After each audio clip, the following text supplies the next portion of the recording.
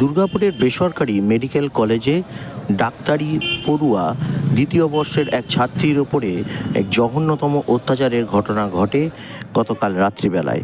আর তারপরেই সেই ঘটনাকে কেন্দ্র করে উত্তাল হয়ে ওঠে গোটা দুর্গাপুর শিল্পাঞ্চল। বিভিন্ন রাজনৈতিক মহল থেকে সামাজিক মাধ্যম নিন্দার ঝড় ওঠে।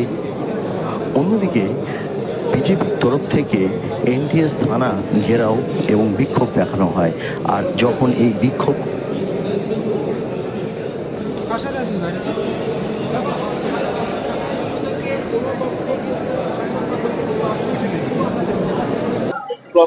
চলছে, পরীক্ষা চলছে, তার মধ্যে এটা হয়েছে। চারটে ছেলেকে এখনো ধরা হয়নি, ওদেরকে চারটে যে ছেলে ছিল ইনভলভ ওদেরকে ধরা হয়নি এখনো। যে ছেলেটির নাম জড়াচ্ছে তাকে কি চেনো তোমরা? না, ছোট আমাদের দিকে আমাদের কি শুনেছো? তোমরা কি জানলে? তোমরা কি শুনেছো? আমরা তো এখনই কালকে রাত্রে জানা হয়েছে। কি জানলে? মেয়েটার বাড়ির লোক এসেছে, তারা মেয়েটার বাড়ির লোক এসেছে, কি বলবে? मैनेजर কথা হচ্ছে,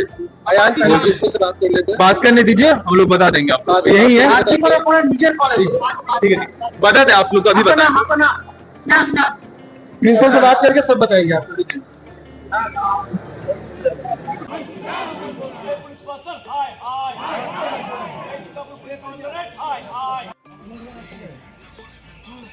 পিছন দিকে ঢোকার রাস্তাটা আমরা করছি, আপনারা ওটা করুন, তাহলে আমরা করছি, আপনি সারুন, তাহলে আপনারা তো টাইম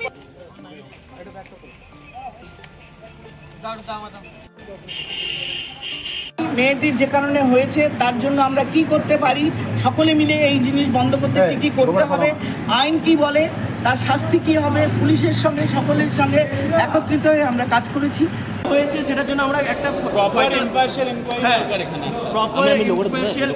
একটা দরকার, যেখানে একটা প্রপারভাবে ইনভেস্টিগেশন হবে, যেখানে একটা সমাধান আসবে। যেখানে এটা কোনো একটা সলিউশন না যে এরকমভাবে একটা কোনো আজকে সকালে যেরকমভাবে একটা ঘটনা ঘটেছে, এরকম সকালে হচ্ছে না, কোনো অ্যাকশন এখনো হয়েছে, কোনো একটা ইনভেস্টিগেশন রিপোর্ট আসেনি। আপনারা কি এখানেই থাকেন কলেজ হোস্টেলে? হ্যাঁ, আপনারা কি নিরাপত্তার অভাব বোধ করেন এখানে? আপনার নামটা দাদা?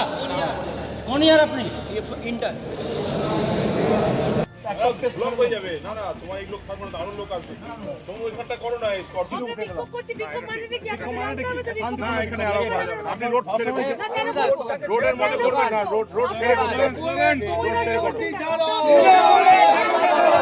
তুমি উঠতি জানো, বলে ঝান্ডা ধরো, পুরাতন হায় হায়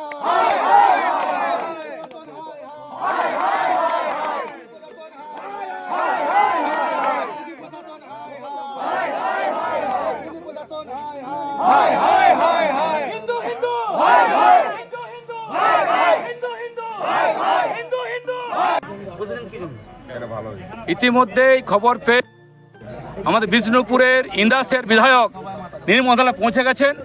আমাদের বিভিন্ন নেতারা আসতে শুরু করেছেন। আমাদের একটাই বক্তব্য, শুভেন্দু বলেছেন, সুকান্ত বলেছেন, শ্রমিকদা বলেছেন, আন্দোলন চালিয়ে যাওয়ার জন্য দুর্গাপুর বিজেপি আমরা আন্দোলন শুরু করেছি। এখন দেখে যান, যতক্ষণ না গ্রেপ্তার আনা হচ্ছে প্রতিবাদ চলবে, প্রতিবাদ চলছে, প্রতিবাদ চলবে। ওয়েট করছি কখন গ্রেপ্তার হবে।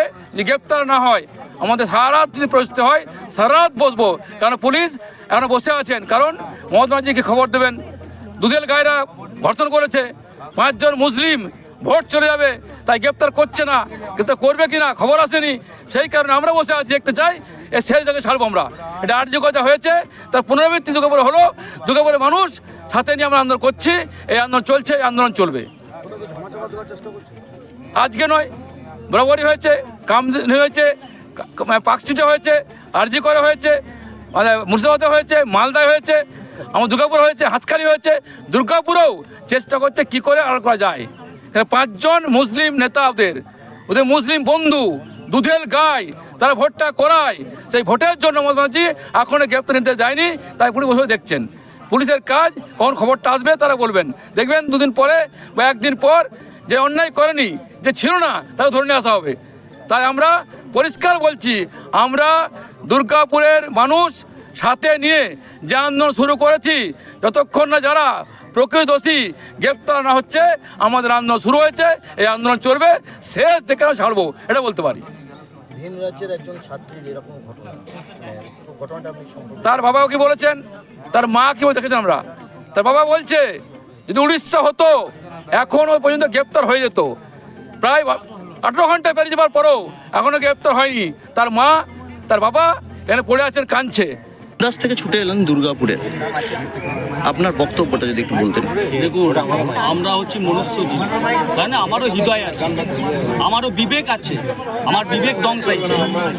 আজ ওনার বাড়ির মেয়ে ধর্ষণ হয়েছে, কাল আপনার বাড়ির মেয়ে হবে। আজ এখানে কি হচ্ছে? এখানে তৃণমূল দলদাস পুলিশ, চটি চারটা পুলিশ, তাদের বিবেক ধ্বংসাই নাই।